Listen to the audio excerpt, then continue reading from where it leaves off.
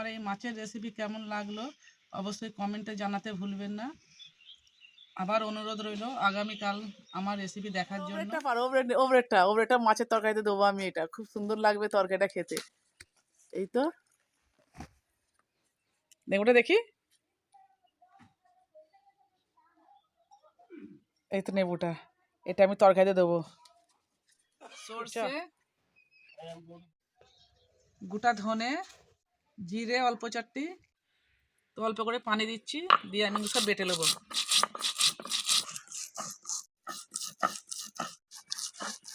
এবার এই পেঁয়াজটা থেতে করে নেবো, দুটো পেঁয়াজ দেবো এর মধ্যে। আমি পেঁয়াজটা এর মধ্যে ভালো করে বেটে দেবো। আমি বাটা হয়ে গেছে আমার, এবার আমি এইগুলো সব তুলে নেবো। তো আজকে আমি এই চুনো মাছের রেসিপিটা দেখাবো। বেছে ধুয়ে পরিষ্কার করে নিয়েছি, এইগুলো ওর মধ্যে দিয়ে দেবো। তো এর মধ্যে আমি সেই সব বাটা মশলাগুলো দিয়ে দিচ্ছি।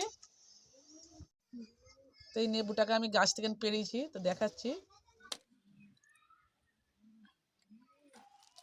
এই তো এইটা আমি তরকারিতে দেবো এর মধ্যে। এই যে তরকারি দিলে তরকারি কিন্তু টেস্টটা কিন্তু খুব সুন্দর হবে, বেশি ভালো হবে। এই তো আমি সবটা দিয়ে দিয়েছি, অর্ধেক নেবু দিয়েছি আমি এটা। এর মধ্যে আমি তেল দিচ্ছি, লঙ্কা গুঁড়ো, হলুদ গুঁড়ো, ধনে গুঁড়ো, সব মশলা বাটা আছে সেইগুলো দিয়েছি। ধনে গুঁড়ো দিচ্ছি এবারে। তো আমি ভালো করে হাতে করে আমি এগুলো সব মেখিয়ে দেবো। তো নুন দিতে আমি ভুলে গেছি, আমি নুনটা দিয়ে দিচ্ছি, দিয়ে ভালো করে হাতে করে মেখিয়ে দিচ্ছি।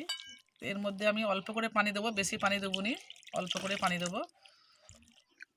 তো এতটাই পানি থাকবে, আর বেশি পানি দেবার দরকার নেই। চুলোয় বসিয়ে দিচ্ছি বাসনটাতে, এর মধ্যে একটা বাসন ঢাকা দেবো। এবার ঢাকাটা আমি খুলবো। এর মধ্যে আমি কিছু কাঁচা লঙ্কা দিয়ে দিচ্ছি, চিরা কাঁচা লঙ্কা, কিছু ধনে পাতা দিচ্ছি। আর 5 মিনিট আমি এই ঝোলটা মেরে নেবো।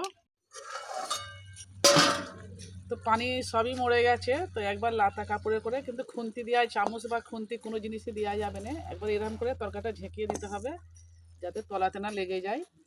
তো হয়ে গেছে, এবার আমি কিন্তু নেভিয়ে নেবো। তো তো এর মধ্যে আমি অল্প একটু জিরে গুঁড়ো ছড়াবো, অল্প একটু ওপর দিয়ে আমি জিরে গুঁড়ো। তো আমার এই মাছের রেসিপি কেমন লাগলো অবশ্যই কমেন্টে জানাতে ভুলবেন না। যদি ভালো লেগে থাকে আমার চ্যানেলটাকে সাবস্ক্রাইব করে পাশে থাকবেন। আবার অনুরোধ রইল আগামীকাল আমার রেসিপি দেখার জন্য। আজকের মতো আমি এখানেই শেষ করছি।